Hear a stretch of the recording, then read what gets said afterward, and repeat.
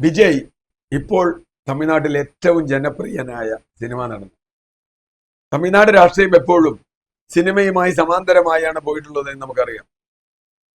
അണ്ണാദുരൈ തന്റെ നേതൃത്വം ഏൽപ്പിച്ചത് ഒരു സിനിമ നടനെയും ഒപ്പം സിനിമയ്ക്ക് തിരക്കഥ എഴുതുന്ന ഒരാളെയുമാണ്, കരുണാനിധിയെയും എംജിആറിനെയും. എംജിആർ നടൻ, കരുണാനിധി സിനിമയ്ക്ക് ഗംഭീരമായി ഡയലോഗ് എഴുതുന്ന. അവരിലൂടെയാണ് യഥാർത്ഥത്തിൽ DMK എന്ന രാഷ്ട്രീയ പാർട്ടി തമിഴ്നാട്ടിൽ വളർന്നു വന്നത്. കലയും രാഷ്ട്രീയവും തമ്മിൽ ഇടകലർന്ന ഒരു ബന്ധമാണ് ഉള്ളത്. ഇപ്പൊ കേരളത്തിൽ നമുക്ക് അങ്ങനെ ആലോചിച്ചാൽ പറ്റില്ല. കേരളത്തിൽ ഒരു സിനിമാ നടൻ എന്ന് പറഞ്ഞാൽ വേറെ എല്ലാ പിന്തുണ ഉണ്ടെങ്കിൽ ചിലപ്പോൾ ജയിച്ചു എന്ന് വരും എന്നുള്ളൂ. അതുകൊണ്ട് സിനിമാ നടനായതുകൊണ്ട് മാത്രം ഒരാൾ കേരളത്തിൽ പറ്റില്ല.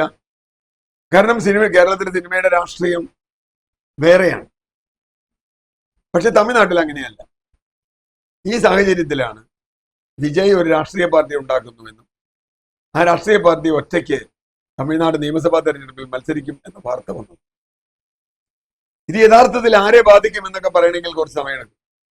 കാരണം തമിഴ്നാട് രാഷ്ട്രീയത്തിൽ ഇപ്പോൾ എല്ലാ അർത്ഥത്തിലും അതിശക്തമായി നിൽക്കുന്നത് DMK നേതൃത്വം നൽകുന്ന മുന്നണിയാണ്. വളരെ സംഘടിതമാണ് DMKയുടെ സംവിധാനം. അണ്ണാ DMK ഉണ്ടായിരുന്നപ്പോൾ പോലും, ഈ MGR ഉണ്ടായിരുന്നപ്പോൾ പോലും DMKയുടെ സംഘടന കൊണ്ടാണ് DMK പിടിച്ചു നിന്നത്. MGRും ജയലളിതയും പോയപ്പോൾ അണ്ണാ DMK നാനായുധമായി പോയി, എവിടേക്കോ പോയി, ആരൊക്കെയോ തമ്മിൽ അടിയായി. ഇപ്പൊ അവർക്കൊരു ഹോൾഡും ഇല്ല. കുറെ വോട്ടുണ്ട്, ഇല്ല ഞാൻ പറയുന്നില്ല. ഈ ഏത് വോട്ടിനെ ആയിരിക്കും വിജയ് ലക്ഷ്യം വയ്ക്കുക? വിജയ്ക്ക് എളുപ്പം അണ്ണാ DMKയുടെ വോട്ടിനെ ലക്ഷ്യം വയ്ക്കാനാണ്. കാരണം അവിടെ ഇപ്പൊ പറയപ്പെടുന്ന നേതാവൊന്നുമില്ല.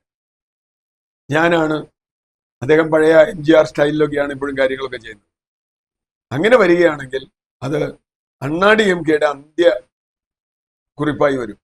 കാരണം അവസാനം അണ്ണാ DMKയിൽ ആരും ഉണ്ടാവില്ല, വിജയ് എന്ന മഹാനടൻ വരാം.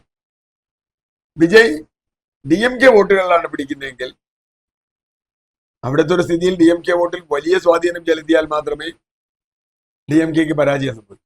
അങ്ങനെ വന്നാലും ആ പരാജയം ആർക്ക്? അത് BJPക്ക് ഗുണമാകുമോ, അണ്ണാ DMK ഗുണമാകുമോ എന്നുള്ള ഒരുപാട് ചോദ്യങ്ങളുണ്ട്, സങ്കീർണമാണ്. കൂടുതൽ സാധ്യത അണ്ണാ DMK വോട്ട് പിടിക്കാനാണ്. അങ്ങനെയെങ്കിൽ അത് DMKക്ക് ഗുണകരമാണ്. ഏറ്റവും ഒടുവിൽ വിജയ് തന്റെ ദേശീയ രാഷ്ട്രീയ നയം പ്രഖ്യാപിച്ചു. രാഹുൽ ഗാന്ധിയെ പിന്തുണയ്ക്കും എന്നാണ് അദ്ദേഹം പറഞ്ഞത്. രാഹുൽ ഗാന്ധിയെ പിന്തുണയ്ക്കുന്ന ദേശീയ രാഷ്ട്രീയം എന്ന് പറഞ്ഞാൽ തമിഴ്നാട്ടിൽ DMK ഒപ്പമാണ് രാഹുൽ ഗാന്ധി. കോൺഗ്രസിന്റെ ഏറ്റവും ശക്തമായ സഖ്യകക്ഷികളിൽ ഒന്നാണ് DMK. ഒരു സീറ്റ് പോലും NDAക്കും മറ്റു കക്ഷികൾക്കും കൊടുക്കാതെ വിജയിച്ച സ്ഥലമാണ് തമിഴ്നാട്. ആ അർത്ഥത്തിൽ രാഹുൽ ഗാന്ധിക്ക് ഒപ്പം എന്ന് തമിഴ്നാട്ടിൽ പറഞ്ഞാൽ അത് DMKക്ക് ഒപ്പമാണ്. അപ്പോൾ നിയമസഭാ തെരഞ്ഞെടുപ്പിൽ എങ്ങനെ സംഭവിക്കും? അത് വേറൊരു ചോദ്യമാണ്. ഇനി സിനിമാ നടനായതുകൊണ്ട് മാത്രം തമിഴ്നാട്ടിൽ ജയിച്ചോളണം എന്നില്ല കേട്ടോ.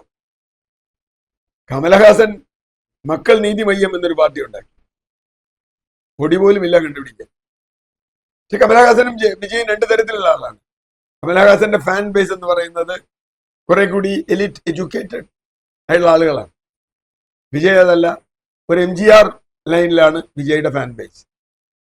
എന്തായാലും തമിഴ്നാട് രാഷ്ട്രീയത്തിൽ ഒരു തരത്തിലുള്ള ഒരു സന്ദിഗ്ധത അല്ലെങ്കിൽ ഒരു സംശയം ജനിപ്പിക്കാൻ വിജയിന് കഴിഞ്ഞേക്കും. പക്ഷേ MGRന്റേതുപോലെ ഒരു പുതിയ രാഷ്ട്രീയ പാർട്ടിയായി വരണമെങ്കിൽ അതിന് വേണ്ട സംഘടനാ സംവിധാനം വിജയനുണ്ടോ? അങ്ങനെ നടത്താൻ കഴിയുമോ? നിരവധി ചോദ്യങ്ങളുണ്ട്. അണ്ണാ DMKയുടെ വിഘടിതമായ വിഭാഗത്തെ ഒന്നിച്ചു നിർത്താൻ അല്ലെങ്കിൽ അവരുടെ വോട്ട് ബേസിലേക്ക് കടന്നു കയറാൻ വിജയന് കഴിയുമോ? ഇത്തരം ചോദ്യങ്ങളാണ് അടുത്ത നിയമസഭാ തെരഞ്ഞെടുപ്പിൽ തമിഴ്നാട്ടിൽ കാണാൻ പോകുന്നത്.